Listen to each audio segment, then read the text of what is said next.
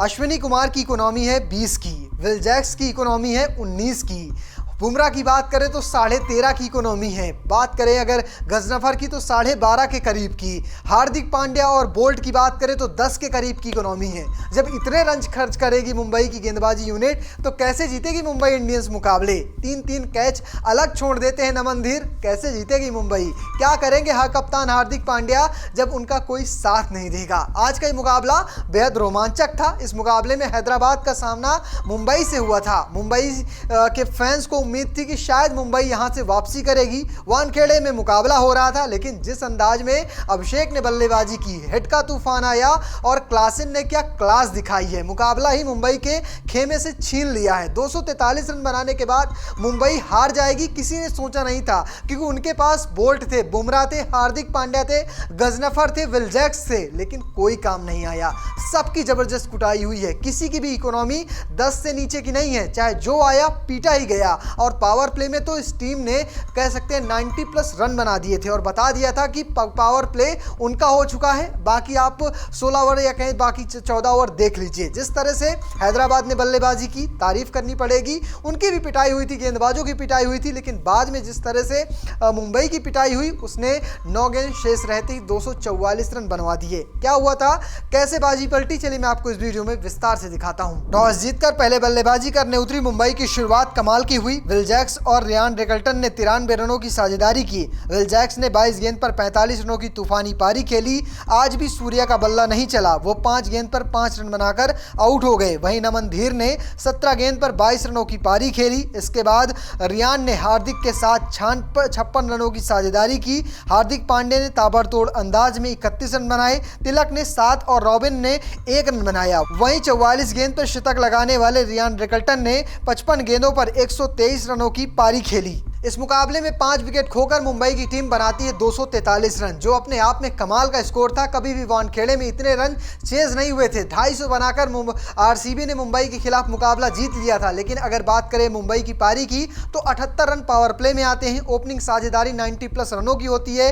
बात करें middle overs की तो वहां 100 के करीब रन बनते हैं, 2 विकेट गंवाते हैं। लेकिन डेथ ओवर में सिर्फ 41 रन बनते हैं, जो एक बड़ी समस्या थी। कह सकते हैं यहाँ 50 रन 60 रन होते तो शायद मामला मुंबई के पक्ष में जा सकता था। आपको बता दें बीच के कुछ ओवर में रन नहीं आए। ईशान मलिंगा ने कमाल की गेंदबाजी की, 3 ओवर तो उन्होंने एक भी बाउंड्री नहीं खर्च की। तो ये दिखाता है कि बीच के ओवरों में मुंबई की टीम फंसती नजर आई, जहां खुद सूर्य कुमार यादव ने 5 गेंदें खेली, कुछ खास कमाल नहीं कर पाए। वहीं तिलक वर्मा ने इस मुकाबले में भी रन बॉल किया और आउट हो गए। कुल मिलाकर सामने वाले गेंदबाजों की तारीफ करनी पड़ेगी, जिन्होंने इन्हें 250 से पहले रोक लिया, वरना 260 रन सामने नजर आ रहे थे। बात करें अगर विकेटों की तो प्रफुल्ल हिंगू को 2 सफलताएं मिलती हैं, जबकि साकिब को, इसके अलावा मलिंगा को और साथ नीतीश रेड्डी को 1-1 सफलता मिलती है। तो इस तरह से हैदराबाद की गेंदबाजी घटती है। अब बात करते हैं रनचेज की। क्या हुआ रनचेज में, चलिए वो भी दिखा देते हैं। लक्ष्य का पीछा करने उतरी हैदराबाद की तूफानी शुरुआत हुई। पावर प्ले में अभिषेक और हेड ने 92 रन जोड़े और दोनों के बीच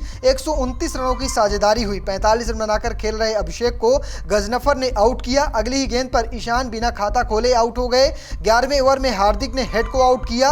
हेड ने 30 गेंद पर 76 रनों की पारी खेली। इसके बाद क्लासन और नीतीश रेड्डी ने 40 गेंद पर 80 रनों की साझेदारी की। क्लासन ने 22 गेंद में 50 जड़ा, रेड्डी ने 21 रनों की पारी खेली। इसके बाद आए सलील अरोड़ा ने 10 गेंद पर 30 रनों की तूफानी पारी खेली और हैदराबाद ने 9 गेंद पहले ही 244 रन चेस कर लिए। इस मुकाबले में क्लासन ने कमाल की पारी खेली, 30 गेंद पर 65 रन बनाए। इस दरमियान उनके बल्ले से 4 छक्के भी देखने को मिले। क्लासन, आप बता दें कि जो ऑरेंज कैप की रेस है उसमें चौथे पायदान पर पहुंच चुके हैं और नंबर 1 पर हैं अभिषेक शर्मा। इस तरह से बल्लेबाजी हो तो ऑरेंज कैप तो आपके पास ही रहेगी। भाई आप 244 रन चेस कर डालते हैं, 9 गेंद शेष रहते। पंजाब की टीम ने 264 रन चेस किए, हैदराबाद ने वही करिश्मा किया और इसी के साथ पॉइंट्स टेबल पर भी अपनी स्थिति को बहुत मजबूत कर लिया है। अब उनके 12 पॉइंट हो गए हैं इस मुकाबले को जीतने के बाद, और टॉप 4 की जो टीमें हैं उनमें से 3 के 12 पॉइंट है, एक टीम के पास 13 पॉइंट है। इस तरह से ये हाल घटता है। अगर बात करें मुंबई की गेंदबाजी की तो बहुत घटिया गेंदबाजी रही है। मैंने आपको सबकी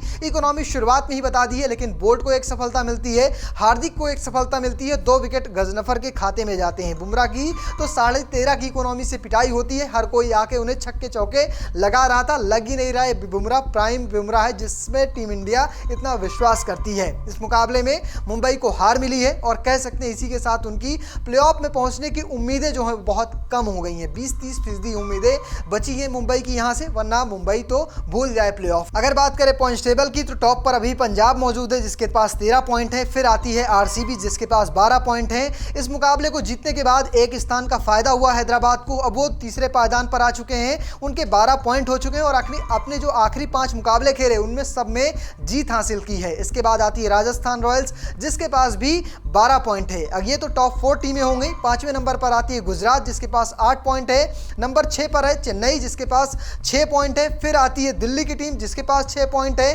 फिर नंबर 8 पर आती है केकेआर की टीम जिसके पास है 5 पॉइंट। फिर आती है मुंबई जिसके पास है सिर्फ 4 पॉइंट और वो 9वें पायदान पर है। 10वें नंबर पर लखनऊ जिसके पास भी 4 पॉइंट है, उसका रन रेट इनसे भी खराब है जिसकी वजह से वो नंबर 10 पर हैं। अब बात करते हैं मुंबई इंडियंस के प्लेऑफ में पहुंचने के चांस की, तो मुंबई के प्लेऑफ में पहुंचने के चांस 20 से 30% हैं। बाकी जो टॉप की 4 टीमें हैं उनके पहले से ही 12 पॉइंट हो चुके हैं और सबके लगभग 5 से 6 मुकाबले बाकी हैं। अगर उनमें से 4 मुकाबले भी जीतते हैं तो बड़े आराम से 16 पॉइंट को पहुंच जाएंगी। अगर 4 मुकाबलों के अलावा या कह सकते हैं 3 मुकाबले जीतती हैं तब भी उनके 18 पॉइंट हो जाएंगे 12 पॉइंट के बाद। तो 3 मुकाबले अगर वो जीत लेती हैं 6 मुकाबलों से 5 मुकाबलों से तो 18 पॉइंट तक पहुंच जाएंगी। अब बाकी टीमों के भी थोड़े बहुत चांस है। मुंबई अब तक 8 मुकाबले खेल चुकी है, अब आगे उसके 6 मुकाबले बाकी हैं। अब मुंबई अगर 6 में से 6 मुकाबले जीत जाए तब उसके होंगे 12 पॉइंट और 4 पॉइंट पहले से हैं तो यानी 16 पॉइंट। 16 पॉइंट पर सामने वाली टीम रुक जाए ऐसा लग नहीं रहा, जिस तरह से बाकी टीमों के 12-12 पॉइंट हो चुके हैं। तो इस वजह से मुंबई के प्लेऑफ में पहुंचने के चांस अब बहुत कम हो चुके हैं। हैदराबाद ने सीएसके के खिलाफ जिस तरह से जीत दर्ज की थी, हारा हुआ मुकाबला जीता था और उसके बाद तो पीछे मुड़कर देखे ही नहीं। पिछले 5 मुकाबलों में से 5 मुकाबले जीत चुके हैं। पैट कमिंस के आने के बाद इनकी गेंदबाजी और मजबूत हो चुकी है। ईशान मलिंगा ने कमाल की गेंदबाजी की है जिसकी वजह से ये काफ़ी दमदार प्रदर्शन कर रहे हैं। तो फिलहाल आपको क्या लगता है, क्या मुंबई इंडियंस अभी भी प्लेऑफ में पहुंच सकती है? नहीं, कमेंट बॉक्स में लिखिएगा और पेज को फॉलो करना, चैनल को सब्सक्राइब करना बिल्कुल भूलिएगा। धन्यवाद।